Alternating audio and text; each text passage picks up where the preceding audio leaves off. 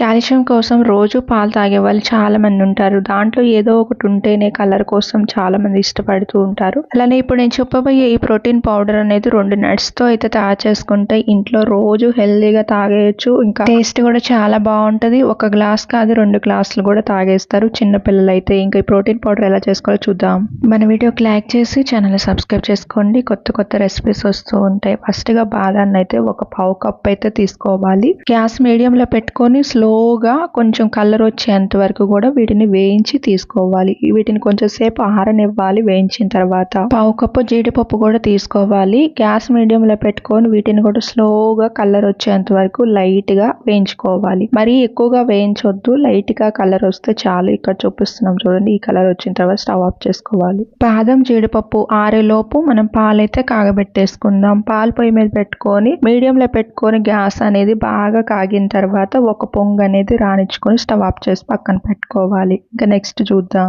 బాదం జీడిపప్పు 2 ఆరిపోయిన తర్వాత బాదాన్ని ఇలాగా మిక్సీలోకి తీసుకొని ఇలాచీ కూడా 1 5 అయితే దీంట్లోకి వేసేసుకోవాలి. పాలల్లో వేసుకొని తాగేటప్పుడు ఫ్లేవర్ చాలా బాగుంటది అనమాట. ఇప్పుడు జీడిపప్పు కూడా దీంట్లోకి డైరెక్ట్ గా తీసేసుకొని వీటిని బాగా మిక్సీ పట్టుకోవాలి. మిక్సీ పట్టేటప్పుడు కూడా మరీ ఎక్కువగా మిక్సీ పడితే మళ్ళీ ముద్ద అయిపోతుంది అనమాట. కొంచెం కోర్స్ గా పట్టుకోవాలి. స్ట్రైనర్ లోకి తీసుకొని దీన్ని బాగా జల్లించుకోవాలన్నమాట.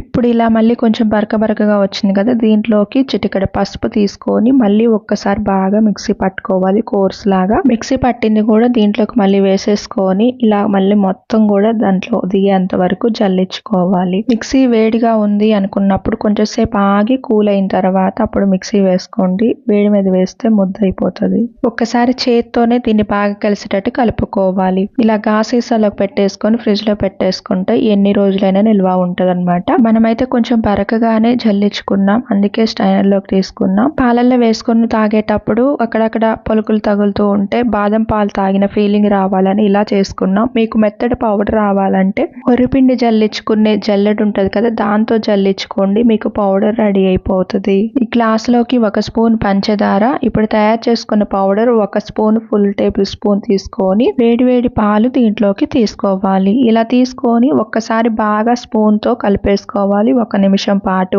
ఇలా కలర్ఫుల్ గా టేస్టీగా చాలా బాగా రెడీ అయిపోయి ఉంటాయన్నమాట. వీటిని వేడిగా తాగినా చాలా బాగుంటాయి. కొంచెం కూల్ గా తాగాలి అనుకుంటే ఫ్రిడ్జ్ లో పెట్టి తీసుకున్నా సరే చాలా బాగుంటాయి అన్నమాట. ఇలా రోజు 1 గ్లాస్ పిల్లలకైనా పెద్దవాళ్ళకైనా తీసుకుంటే చాలా హెల్దీగా చాలా బాగుంటది. బయట నుంచి ఎలాంటి పౌడర్స్ వాడకుండానే ఇంట్లో హెల్దీగా ఇలా తయారు చేసుకోండి. మనం చెప్పిన ప్రాసెస్ లో ప్రతిదీ ఫాలో అవుతూ ఇలా ఇంకా కొత్తగా వస్తూ ఉంటే మన ఛానల్ ని సబ్స్క్రైబ్ చేసుకోండి.